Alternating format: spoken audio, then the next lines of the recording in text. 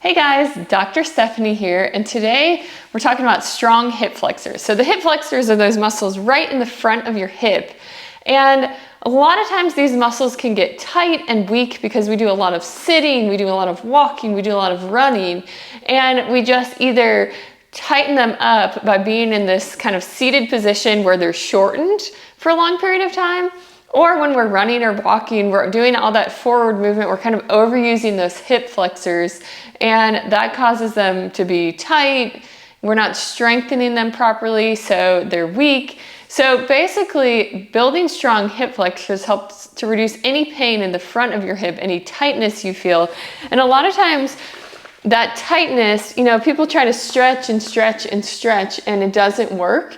And that may be because you actually need to strengthen those muscles. So a good mix of mobility and strength is what you need to fix that hip flexor pain if you have it, or just tightness. And if your muscles in the backs of your hips are weak too, that can contribute to the tight and weak and painful hip flexors. So it's important to strengthen those muscles too. But we're gonna go through some exercises that work on strengthening the hip flexors today. So the first one we're going to do is seated like this. So you want to be sitting on the floor or a bed or a couch with one leg out straight. You're gonna hold on to the other leg in a bent position. And it's also really important that you tighten this quad muscle here. So kind of just tighten your thigh, push your knee into the ground, pull your toes back towards you. You're just gonna lift this leg up off the ground as high as you can and then lower it back down.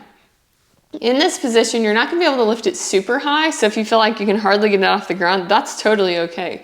As long as you're lifting it off the ground, you're working those muscles. So you wanna lift it up as high as you can, slowly lower it back down, and that's important, slowly back down, lift and slowly back down. And you wanna do about 10 of these. And that's a good place to start. If you get to 10 and you're like, oh, I could do more, take a rest, do another set, or even do 2 more sets, but start out with just 10. See if you can do 10 nice and slow. If you do them too fast, you're not really working that muscle properly, so slowly do 10. And then if that gets to be easy or not as challenging, add another set or 2. You'll do the same thing with the other leg. So pull this leg in, lift this leg up and back down, and do 10 of those. And it may be easier on one side than the other, and that's okay. So 10 of those up to 30. And then I'm gonna show you the next exercise. You're gonna lie on your back. This is a very similar exercise. You're lying on your back instead. So one knee is going to be bent, the other knee straight. You wanna tighten up your quad muscle, tighten up this thigh, pull your toes back towards you, lift your leg up till it's even with the other leg, and then slowly bring it back down. Again, nice and slow. This one is a little bit easier than the last one. So do 10, and then you can do another set or 2. You're more likely to be able to do 2 or 3 sets of 10 of this one than you are the first one we did. So then you'll do the same thing on the other side. Nice and slow on the way up and back down. Stopping when your knees are even. And again, 10, and then you can do 2 or 3 sets of this. Okay, for the next one, we're gonna grab a band. So it's just gonna be a little loop band like this. Place it around your feet and lie on your back.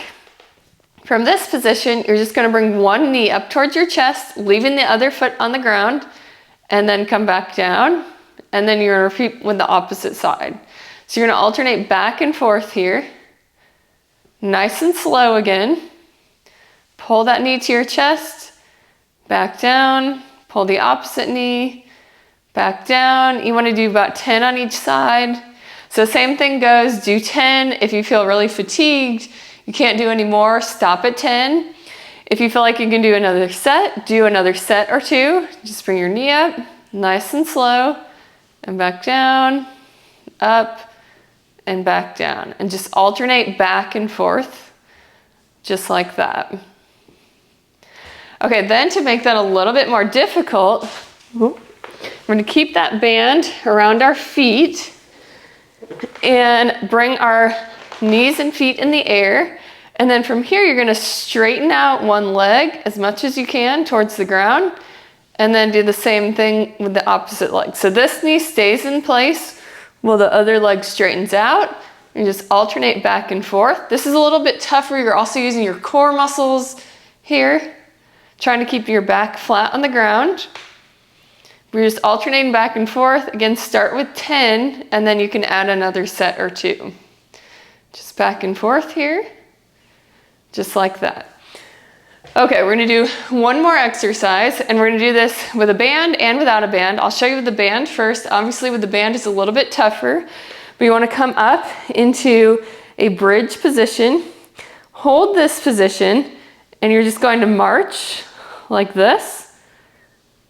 Bring your knee towards your chest, towards the ceiling, just alternating back and forth. And you wanna do about 10, take a break. If you're really fatigued, just leave it at 10, start at 10. If you feel like you can do another set or 2. And then the other way is to get rid of the band, come up into a bridge and do a march without the band.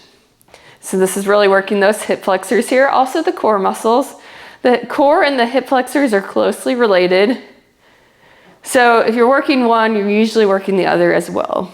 So you want to do 10, and then if you can repeat a set or 2, you can do that.